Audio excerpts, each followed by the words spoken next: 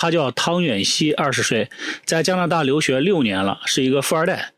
他看起来文质彬彬的，谁能想到呢？他亲手打死了自己的母亲，而且呢还要谋害自己的父亲。警方卧底钓鱼执法，才将他绳之于法。在审判当中呢，父亲还给儿子汤远熙伸出了大拇指。整个案件一波三折，刷新三观。下面呢，我们就进入今天的案件。2012年6月8日，加拿大温哥华警方接到了报警电话，报警的人就是汤远熙。他说父母来加拿大探望自己，今天早上父母要回国。他在父母租住的家庭旅馆帮忙拖行李的时候一回头母亲不见了。汤远熙的父亲叫汤继辉，母亲叫郭炼杰。2周前的父母来加拿大探望儿子，儿子呢把父母安排在一个家庭旅馆里。2012年6月7日，父母准备回国，汤远熙开车将行李送到自己的公寓，母亲呢在公寓外面等待。汤远熙将东西搬到公寓里面之后，从公寓里面出来，母亲就失踪了，电话呢也打不通。他马上给父亲打电话，父亲说母亲没有回到旅馆，父子2人呢到处寻找也没有找到人。眼看着马上要到飞机起飞的时间了，儿子呢就让父亲先上飞机，看看是不是母亲自己已经上飞机了，自己在附近再找一找。父亲登上飞机之后母亲并没有在飞机上。13个小时之后，飞机抵达了中国。父亲下飞机之后，马上联系儿子，问母亲找到了吗？儿子的回答是没有找到。警方刚开始以为这位母亲想非法滞留加拿大，但2周后父亲汤继辉再次坐飞机来到了加拿大。如果想非法滞留的话，这家人应该是默不作声才行。而且汤家在中国的生意做得非常的大，非常的好，衣食无忧没有必要用这种方式留在加拿大。母亲郭女士说广东话，不会讲英语。按说在加拿大，一位华裔的中年妇女外貌特征非常的明显，如果走丢的话，应该很容易找到线索。母亲郭女士失踪的时候她的护照、证件等都留在儿子那里，身上也没有多少现金，所以母亲自己躲起来的可能性基本为0。父子2人也强调郭女士身体健康，精神正常。他们也曾经怀疑郭女士是不是被人绑架了，但是一直以来呢也没有人打电话要赎金。父子2人在加拿大到处张贴郭女士的寻人启事，手里举着牌子走遍大街小巷。为了能够扩大影响，2人呢接受了媒体的采访。在采访当中呢，父亲汤继辉表情焦急，儿子汤远熙也在采访中几度哽咽。他们表示不会放弃寻找母亲郭女士。几号失踪？我爸爸是6月7号失踪。6月7号，你爸爸当天回去了是不是？他们当天是一起打算是坐3点钟的飞机，我爸爸早上走丢了。我相信加拿大的温哥华的那个安全还是挺安全的城市来说，就没想过这么大的问题。然后后来呢，发现都找了我妈妈，一个晚上都还没有发消息，我就才早上就确实向警察说我妈妈失踪。那时候就只有你一个人在找，因为爸爸已经回去了。对，我当天晚上就找到下雨的时候，我找到2点，我才进飞机才回家。随着大孝子寻找母亲的新闻成为了焦点，这个案子呢影响扩大，加拿大的骑警开始接手这个案子。这时呢，郭女士失踪了已经超过14天了。警方开始重点梳理案件的有关证词和线索，特别是最后一个见到郭女士的人，那也就是她的儿子汤远熙。发现汤远熙的证词前后矛盾。报警的时候呢，汤远熙说母亲是在自己的公寓门口失踪的。后来父亲回到加拿大之后呢，他又改口了，说母亲是在旅馆的外面失踪的。刚开始说母亲自己一个人住在旅馆的那个房间里，后来呢又说父亲和母亲在一起住在那里。汤远熙的解释说是自己的英文不好，听不懂报警接线员的问题，自己呢也表达不清楚。但是汤远熙已经在加拿大留学6年了，英语怎么可能那么烂呢？后来呢，警方又排查了那个旅馆的其他客人，发现住在母亲隔壁房间的不是别人，就是他的儿子汤远熙。警察问汤远熙之前为什么不给警察说明这个情况，汤远熙的解释是你们没问，所以我就没说。这就奇怪了，你们家人失踪了，正常情况下不应该是事无巨细的主动给警察说清楚每一个细节吗？警察在对这一家3口的在旅馆居住的房间进行检查的时候啊，发现汤远熙居住的房间里，天花板、床头、床垫、墙面、衣橱里面等地方有大量的血迹荧光反应，床垫下面呢还发现已经干枯的血液。根据警方的经验，汤远熙的房间很有可能就是凶案的现场。那么受害者是不是已经失踪的母亲郭女士呢？由于加拿大警方还没有拿到郭女士在中国的 DNA 信息，没法确认，警方想到汤远熙的公寓里查看一下，遭到了汤远熙的拒绝。因为警方没有过硬的证据，警方没有申请到搜查令。2012年7月29日，郭女士失踪了1个半月之后啊，警方接到了报警电话，有人在距离案发地点200多公里的哈伍德岛发现了一个行李箱，里面装着人体残骸。经过法医的鉴定，箱子里装着一个中年亚裔女性遗体，已经严重腐烂，头部有4处严重的创伤，脊柱上有5枚带有中文字样的钢钉，和失踪的郭女士信息相符。因为郭女士之前做过手术，她的脊柱上正好有5枚钢钉。法医又进一步进行了 DNA 检测，结果显示行李箱里的遗体就是失踪的郭女士，并且之前汤远熙房间里的血迹也是郭女士的，汤远熙成了头号嫌疑人。由于案发的旅馆和汤远熙的公寓附近没有监控，警方掌握的这些证据还不够全，作案凶器没有找到，整个作案过程并不清楚，还不能形成一个完整的证据链。警方为了尽快破案，采取了一种非常特殊的破案方法——卧底钓鱼。警方并没有第一时间公布已经找到了郭女士的消息而是呢找来了一个亚裔的女警察，先拨打了寻人启事上汤远熙的电话。电话里，卧底女警说自己有重要的线索，两人约定在一个咖啡馆里见面。女警打扮成社会不良少女的形象，在咖啡馆和汤远熙见面。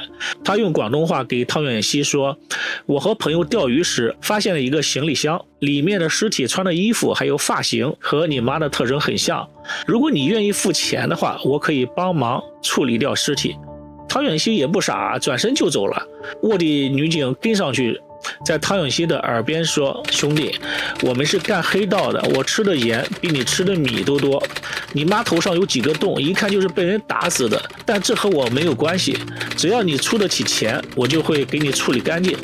你也不用否认，如果不是你做的，刚才在咖啡馆里你早就报警了。我们也不为难你，给你2天的时间考虑，2天后我们就把尸体交给警察。”卧底女警将写好的电话号码塞给了汤远熙，然后2个人就分开了。当天晚上，汤远熙就电话联系了卧底女警，并且说愿意出钱解决问题。但是呢，他没有钱，不过他父亲有钱，并且说只要给他父亲打电话，说绑架了郭女士，他父亲就会给钱。卧底女警呢还带着汤远熙见了他们的所谓的老大，现场呢还有一些打手小弟，一个个5大3粗，身上是描龙画凤的这些纹身。当然呢，这些都是警察假扮的黑社会帮派。汤远熙一个20多岁的小青年哪见过这种阵仗啊，当时就信了。老大说处理尸体的事情我们经常做这点呢不用担心。我们有一位兄弟得了癌症，可以给你顶罪，只要你钱到位。但是为了不被警方怀疑，需要你将作案的细节描述清楚。刚开始汤远熙还是有一些怀疑的，后来和黑帮老大见过几次面，老大说出了抛尸行李箱的各种细节，再加上警员们的精湛演技汤远熙终于承认了自己杀害了他的母亲，并且说出了具体的作案细节。他说6月7日的晚上汤远熙故意让母亲帮他收拾床上的硬币，就在母亲弯腰背对他的时候，他用锤子突然猛砸母亲的后脑数次。母亲倒地之后呢，他又用枕头捂住母亲的面部，直到母亲不再动弹。检查确认母亲没有了脉搏，他才拿开了枕头。然后呢，将母亲放入了一个大行李箱里，开车将行李箱运到了自己的公寓。接着呢，汤远熙回到了旅馆，告诉父亲母亲不见了，然后和父亲一起找人一起报警。父亲回国之后，他又回到了公寓，开车将行李箱运到了河边，将行李箱扔进了河里。回到旅馆清理现场，将血迹擦干净，烧掉枕头，将凶器也扔到了河里。汤汤远熙将作案的过程说了一遍，甚至还给黑老大提出了另一个要求。他说，如果你们帮我把我爸也做了，那就完美了，他死了呢，我们家的钱全是我的了。汤远熙还在现场把杀害自己母亲的过程又演了一遍，并且让黑老大用手机拍下来，回去呢好让那个得了癌症的兄弟好好排练一下，不要弄错了细节。这下呢，这个录音录像都有了，可以说是铁证如山。警方还在汤远熙的车子里面找到了郭女士的毛发和血迹。2012年9月7日，警方正式逮捕了汤远熙，证据确凿，法院呢对汤远熙提出了1级谋杀和企图谋杀的指控。这个案件里面最痛苦的人就是他的父亲汤继辉。汤继辉得知儿子有杀掉自己的意图时呢，他不但不怪自己的儿子，反而呢决定要救这位大孝子。按他的说法呢，妻子已经没了，不能再没有儿子。他说儿子之所以变成这样，父母是有责任的。汤远熙的父母在广东佛山经营着木业家具公司，年营业额超1000万。母亲郭女士性格比较强势，掌握着家里的财务，控制欲也比较强。丈夫汤继辉穿什么衣服、留什么发型、一日三餐吃什么，都要听她的安排。丈夫长期被妻子控制，苦不堪言。于是呢，丈夫在外面就有了外遇，找了二奶。汤继辉和郭女士婚姻呢，早就名存实亡了。不能控制丈夫，郭女士呢就将控制的对象转向了儿子汤远熙。汤远熙虽然是一个富二代，但手里的钱从来都没有宽裕过。母亲郭女士对儿子的生活细节，读哪个高中啊，她都要按照母亲的规划走。汤远熙高中的时候呢，谈了一个女友，后来因为女友的家庭一般，被母亲给拆散了。2006年，汤远熙被送到了加拿大留学，目的呢是让儿子留在加拿大，因为父母两个人不懂英语，想让儿子在加拿大站住脚跟，为以后在海外做生意打下基础。但是汤远熙对家里的生意并不感兴趣，留学6年了，英语还是很糟糕。汤远熙说，虽然在国外，但他仍然没有逃离家里的控制，每3天呢都要给家里打1次电话，每次通话不能低于20分钟，否则就会扣掉下个月的生活费。不准交女朋友，生活费具体用在哪里了，也要给母亲汇报。汤远熙还在中餐馆打零工，赚的钱呢也只够付房租。他还经常到赌场里玩，钱根本就不够用，没钱了怎么办呢？于是他就开始从父母那里骗钱。交学费、交房租、买车、办移民手续等等等等，用各种理由向父母要钱，甚至呢跟父母说，为了省房租，干脆在这边买套房吧。他还骗父母说自己已经获得了加拿大的永久居住权，但实际上呢，案发时他还是临时签证。他还背着父母在加拿大找了一个华裔女朋友，骗来的钱呢，基本上都是被他和女友花光了。父母来探望他的时候呢，为了不让父母发现自己和女友同居，所以呢，才将父母安排在一个旅馆里，并且还租了一辆车，谎称是自己买的车。这次父母来加拿大，母亲想让汤远熙回国，因为他在国内给儿子找了一个儿媳妇。汤远熙已经20岁了，已经成年了母亲还要干涉自己的婚事，他非常的苦恼。长期对母亲的积怨呢，让他对母亲产生了杀意。父亲汤继辉在法庭上叙述家里的情况，目的呢就是说儿子是个好儿子，儿子之所以作案呢是父母家庭的原因。汤继辉在法庭上说儿子精神有问题，警方为了证明汤远熙精神没有问题，又来了一次钓鱼执法。